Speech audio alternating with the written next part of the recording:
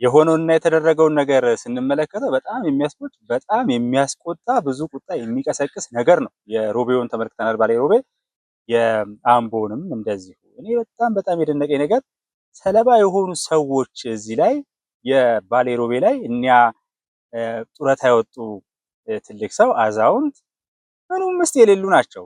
ተንጋግተው ሄደው ነው እነዛ 7 ወጣቶች ያንን የመሰለ ጸያፍ ነገር የፈጸሙባቸው ቪዲዮ ተቀርጿል። እንግዲህ ይሄ ነገር ሲደረግ የባሌ ህዝብ ትልቅ ታሪክ ሰርቶ ነገሮቹን ቀልብሷቸዋል እንጂ እንደዛ ባይሆን ኖሮ ልክ ባሌ የሚለው ስም ሲጠራ በጣም መጥፎ አይነት ነገር ወደ አእምሯችን እንዲመጣ ነበር የሚደረገው ብዙ ቦታዎች ላይ እንደዛ አይነት ነገር ስለሆነ። ይሄም ብቻ አይደለም።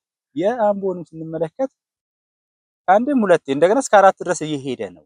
እንዴት ነው ይሄ ቪዲዮ ነገር ምን ተፈልጎ ነው የሚለውን ካልጠየቅን ይሄንንም ካልተመለሰ ድርጊቱን ብቻ እያወገዝን ድርጊቱን የሚያስወግዝ ነው የሚያስደነግጥ ነው። በእኔ ላይ እንዲደርስ የማልፈልገው ነገር በሌላ እንዲደርስ አልፈልግም። ቅዱስ ቃሉም እንደሚለው አንድ በእድሜ የጎለመሰ ሰው እንግዲህ አምቦ ላይ የተፈጸመውን ነገር ስንመለከት ሕፃን ስለሆነ ነው የምንለው ነገር አይደለም። ጤነኛ አእምሮ ያለው ሰው ነገ በህግ የሚያስጠይቀው መሆኑን የሚያውቅ ቪዲዮ እያስቀረጸ ነው በስነ ስርዓት ቀስ ተብሎ እስከ መጨረሻ ድረስ ማለት። በሌላ በኩል በማህበረሰቡ የሚያስነውር ነው የሚያጽፍ ቁጣ የሚቀሰቅስ ነገር መሆኑ ይታወቃል። ይሄንን ሁሉ መዓት ላይ የሚሰበስብ ሰው አናቱ ላይ ፍም የሚከምር ሰው ምን አይነት ሰው ቢሆን ነው? ምናልባት እነዚህ ጥቃት የሚፈጸምባቸው ሰዎች እንኳን በህይወት ባይኖሩ ነገ ለበቀል ራሱን አሳልፎ የሚሰጠውን ነገር እንዴት ነው የሚያደርገው? በድብቅ እኮ ነው የሚፈጸመው። ወንጀል ሲፈጸም ምን ጥያቄ አለ? ተደብቆ ነው ሰው የሚፈጽም። ምናልባት ሰው እንኳን ተደብቆ የሚቀርጻችሁ ከመሰላችሁ እየቀረስከኝ ነው እኮ ይባላል። ደግሞ ይታወቅ የለም በኢትዮጵያ እንዴት እንደሚያደርግ።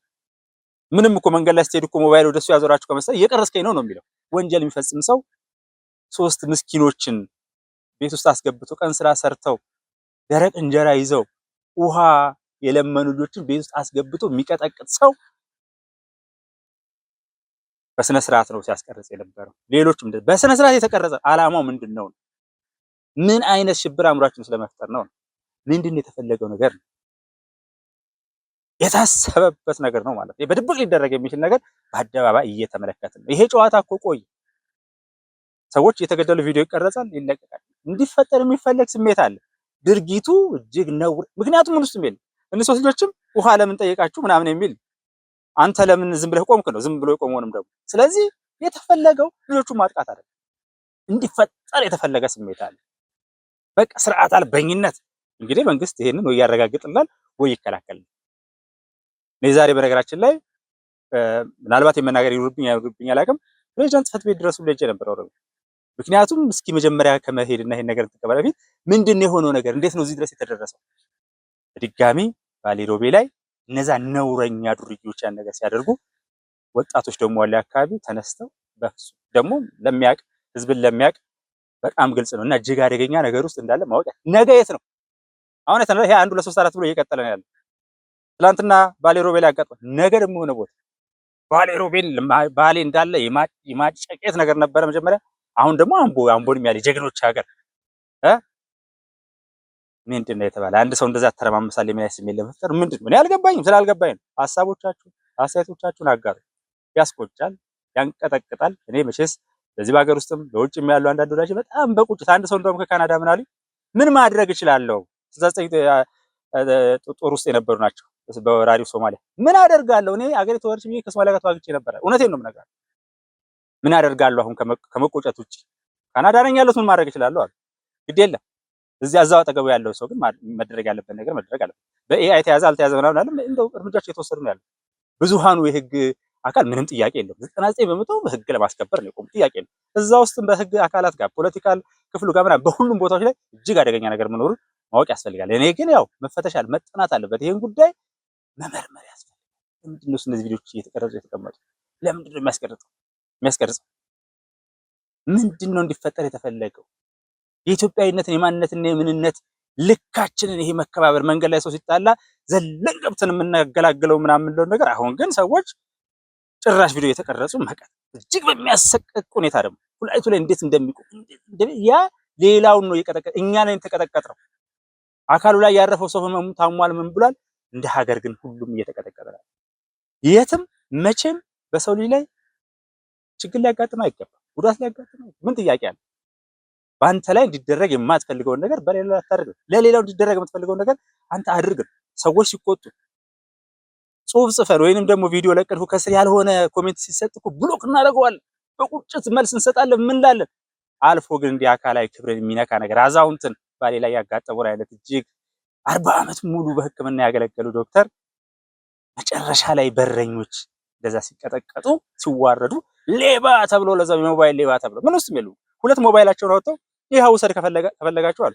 ሁለት ሞባይል ይዞ የሚንቀሳቀስ ሰው ሶስተኛ ሞባይል ሲሰርቅ ማለት ያውም የሕክምና ባለሙያ ይሆናል ሰነድ ይዘው እየተንቀሳቀስ። ስለዚህ ታስቦ ነው። ከሳቸው ጋር ጉዳይ ያላቸው ሰዎች አይደሉም።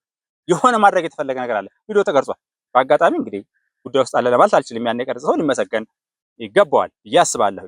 ግን ሌላም እንደው ኮንስፓይረሲ ካለ ምንድነው ሰዎች በዛ ደረጃ የሚደረገው? እንሰጋለን እኮ ራሳችንን ጠብቅ አለበለዚያ ብለን እንድንል ራሳችን የጠበቅን እንድንሄድ የሆነ አደጋ ካጋጠመን እንዲባል የሚያስመስል ነገር ነው የምንመለከተው። ግን ይሄ ሰቅጣጭ ነገር ከነ ልኩ ማወቅ መቻል ያስፈልጋል። ለምንድን ነበረ ቪዲዮ ሲቀረጽ የነበረው? ምንድነው የታሰበው? እነማን ናቸው? ወይስ የሆነ የማናውቀው ደግሞ ስንመለከት በጣም ያው ማለት ቀደም ሲል እንዳነሳሁት የእድሜ ጉዳይ የጤንነት ጉዳይ ምናምን ጉዳይ ብቻ ሳይሆን በማህበረሰብ ውስጥ እንግዲህ ሆቴል አስመርቁ ምናምን ብሎ አንደሰን በዛ በዙሪያ የሚያሰባስብ አይነት ሰው በተለያዩ ቦታዎች ላይ ብዙ ነገሮች አሉ እና መልሱ ሲሰጠን በህግ ቁጥጥር ስር ዋሉ የሚለውን ብቻ ሳይሆን ሌሎቹንም ጉዳዮች እንድንሰማቸው ፈልጋለሁ።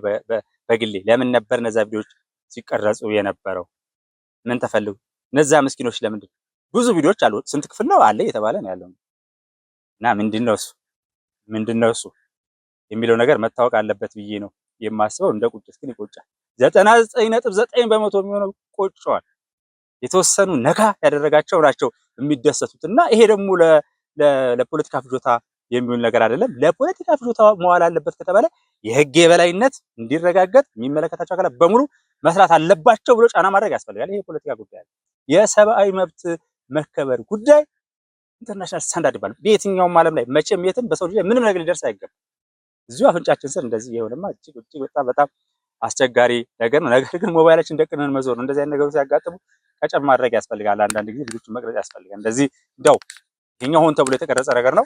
ነገር ግን በየመንገዱ በየሁኔታው አንዳንዴ የምንመለከታቸው ነገሮች ትንሽ መስመር ሳት ያደረጉ ስለሚሆኑ ይህን ማድረግ ያስፈልጋል ለማለት ነው። ሰላም ይሁን።